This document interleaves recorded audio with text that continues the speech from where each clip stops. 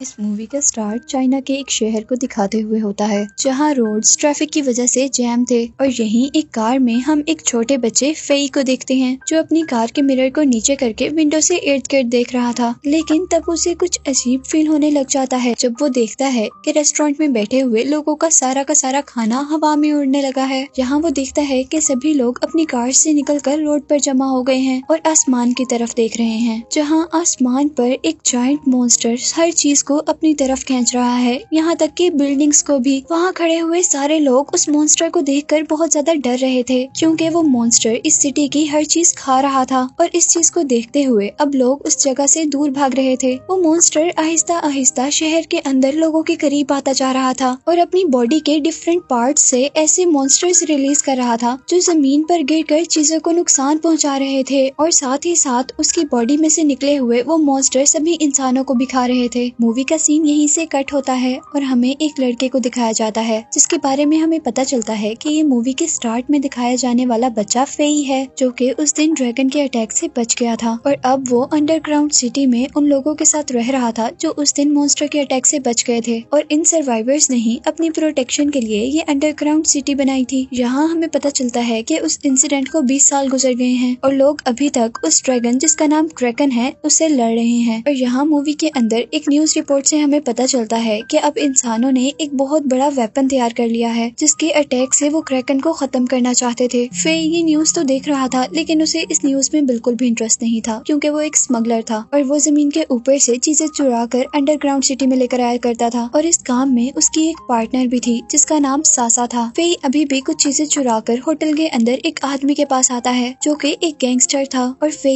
उसे अपनी स्मगल्ड चीजें बेचा करता था। इससे पहले कि फे उस गैंगस्टर से कुछ बात करता गैंगस्टर के लोग फे को पकड़ लेते हैं क्योंकि फे ने उस गैंगस्टर को ऐसी कैंडी सेल की जिसको खाकर उस गैंगस्टर की बेटी का फेस खराब हो गया था और इसका बदला लेने के लिए वो लोग फे का फेस चलाने ही वाले थे कि बहुत ही होशियारी से फे अपनी पॉकेट में रखा हुआ मॉन्स्टर क्रिएचर उन लोगों पर फेंकता है जिससे वो लोग डर जाते हैं और फे वहाँ से भाग जाता है। लेकिन कुछ ही सेकंड बाद उन लोगों को पता चलता है कि ये क्रिएचर तो नकली है और वो लोग अब फे को पकड़ने के लिए उसके पीछे भागते हैं। फे यहाँ से रूफ पर चला गया था और अब उसके पीछे गैंगस्टर भी थे और उसने अब गैंगस्टर से बचने के लिए रूफ के नीचे जंप कर दी थी। पर यहाँ वो गैंगस्टर की देखकर हैरान होते हैं कि फे अभी भी जिंदा है और असल में उसे उसकी पार्टनर सासा ने बचाया था और वो लोग अब गैंगस्टर का मजाक बनाते हुए अपनी फ्लाइंग कार में वहाँ से उड़कर चले जाते हैं। पर यहाँ वो नोटिस करते हैं कि वो गैंगस्टर भी उनके पीछे हैं। यहाँ फे और सासा के पास उन गैंगस्टर से बचने का और कोई रास्ता नहीं रहा था सिवाय इसके कि वो अब अर्थ की सरफेस पर चले जाएं जहाँ वो जायंट मॉन्स्टर क्रैकन और उसकी बॉडी से निकले हुए छोटे छोटे मॉन्स्टर्स हैं जो कि उनके लिए खतरा थे और उनको खा सकते थे। यहाँ गैंगस्टर्स भी फे के साथ साथ अर्थ की सरफेस पर आ जाते हैं और कुछ ही दूर जाने पर फे की कार में वार्निंग अलार्म बजने लग जाते हैं। उनको पता चल जाता है कि उनके करीब मॉन्स्टर्स हैं जो उनको किसी भी वक्त खा सकते हैं और अभी वो लोग यही सोच रहे होते हैं कि बहुत सारे मॉन्स्टर्स उनकी कार पर अटैक कर देते हैं। दूसरी तरफ यही मॉन्स्टर्स गैंगस्टर की भी कार पर अटैक कर देते हैं और एक एक करके गैंगस्टर के सारे आदमियों को खा लेते हैं सिवाय गैंगस्टर के। यहाँ फे जो कि खुद भी अपनी कार के जरिए उन मॉन्स्टर से लड़ रहा था वो जैसे ही देखता है कि गैंगस्टर खतरे में है तो वो उसे बचाने का फैसला करता है और अपनी कार को टर्न करते हुए वो अपने करीब सारे मॉन्स्टर को दूर गिराता है और स्टीयरिंग सासा को देते हुए वो खुद डोर तक आता है। तभी वो गैंगस्टर अपनी कार से जंप करता है और फे उसे कैच कर लेता है। ऐसे वो गैंगस्टर को तो बचा लेते हैं लेकिन तभी उनकी कार आउट ऑफ कंट्रोल हो जाती है और वहीं पर बिल्डिंग से टकरा जाती है। लेकिन लकीली उन लोगों को कोई चोट नहीं आती और वो लोग अपनी गाड़ी से सही सलामत बाहर निकलते हैं। लेकिन तभी उन्हें यहाँ पर कुछ अजीब फील होता है जब वो सासा के पीछे अपनी कार के ऊपर एक मॉन्स्टर को देखते हैं।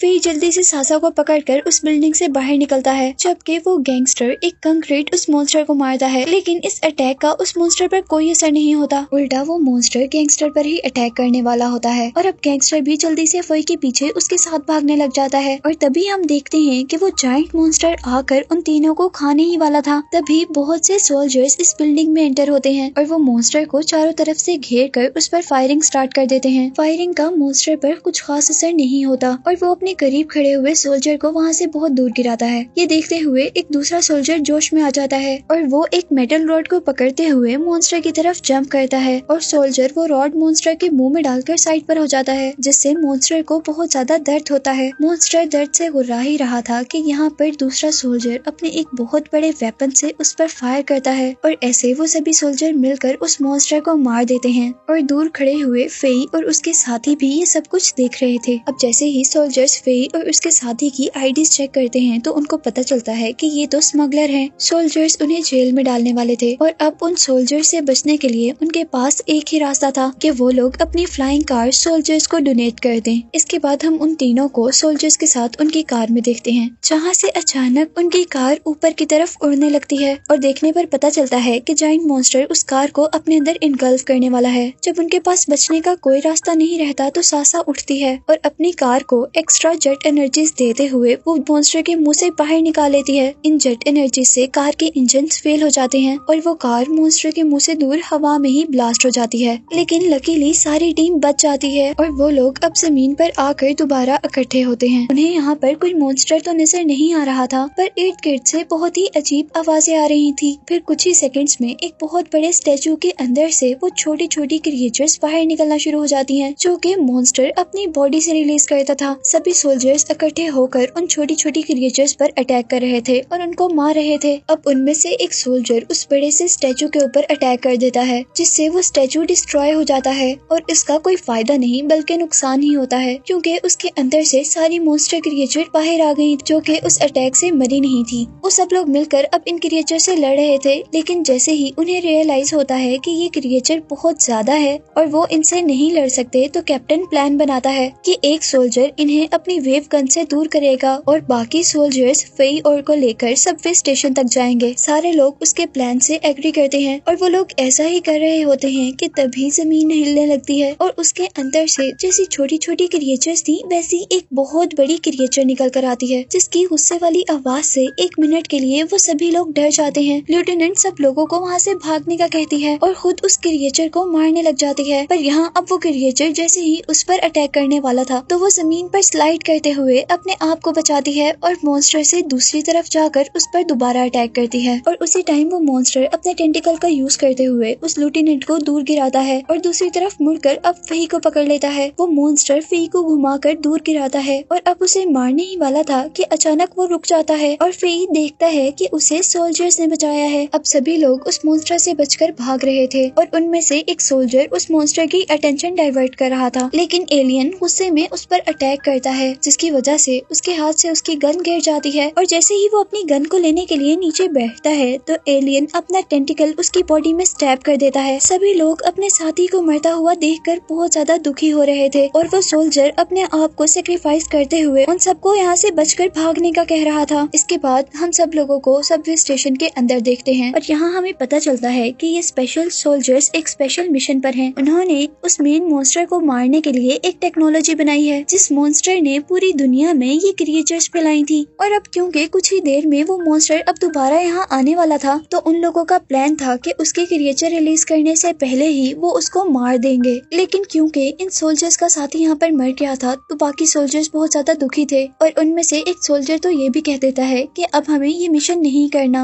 और साथ ही वो अपनी फ्रेंड की मौत का जिम्मेदार फई को कहता है। यहाँ कैप्टन उनकी लड़ाई खत्म करता है और कहता है कि अब हमें मिलकर वो मिशन कंप्लीट करना होगा ताकि उनकी फ्रेंड की मौत बेवजह न रहे। जहाँ पर फई को भी एहसास होता है कि सिचुएशन कितनी ज्यादा खराब हो रही है और वो अब सोल्जर्स की मदद करने के लिए उनको वो खुफिया रास्ता बताता है जिस रास्ते से वो चीजें स्मगल किया करता था। वो सभी लोग उस टनल से होते हुए अंडरग्राउंड सिटी में जा रहे थे कि तभी वहाँ पर वो क्रिएचर्स अटैक कर देती हैं और आखिर जब वो लोग अंडरग्राउंड सिटी तक पहुँचते हैं तो ये देखकर शॉक हो जाते हैं कि मॉन्स्टर्स ने अब अंडरग्राउंड सिटी पर भी अटैक कर दिया था और यहाँ पर भी सारे लोग मर गए थे।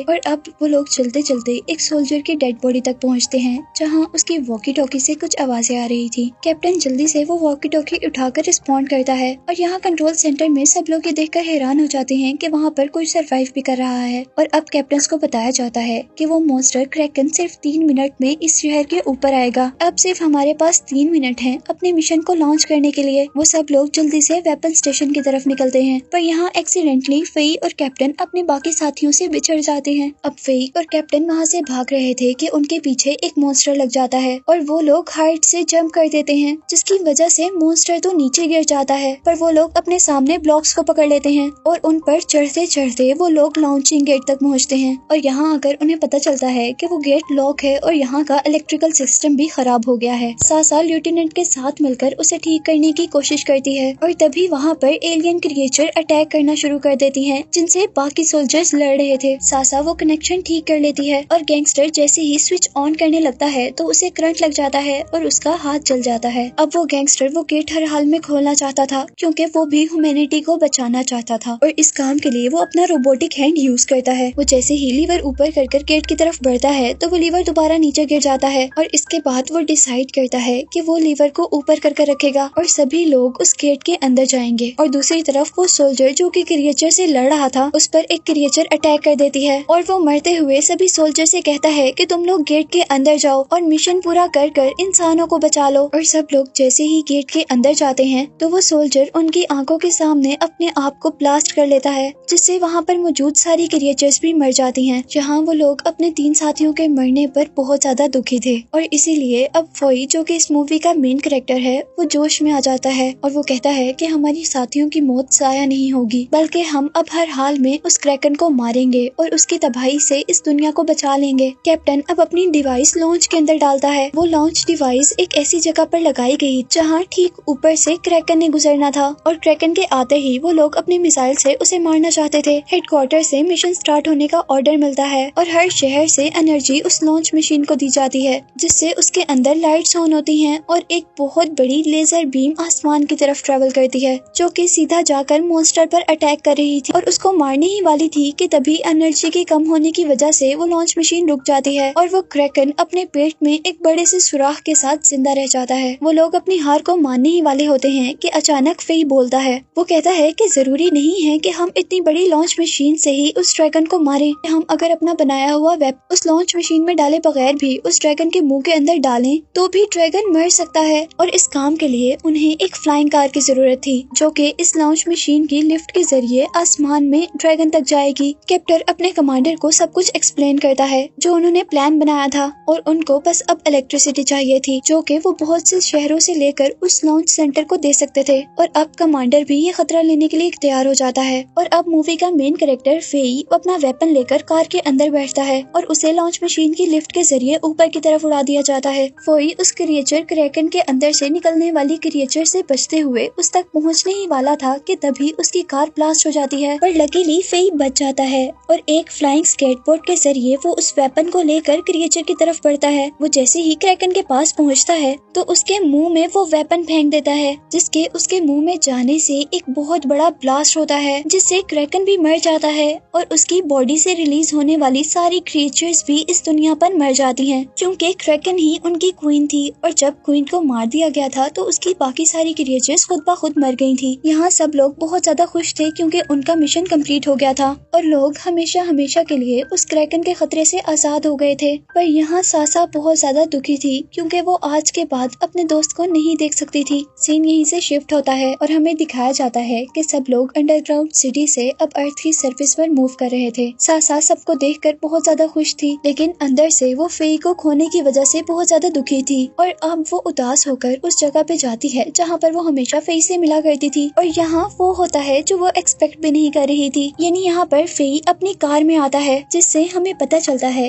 कि फेई उस दिन बच गया था और अब वो दोनों मिलकर अर्थ की सरफेस पर जाने की तैयारी कर रहे थे, जहाँ पे उन लोगों का फ्यूचर था। और यही दिखाते हुए ही ये मूवी एंड हो जाती है।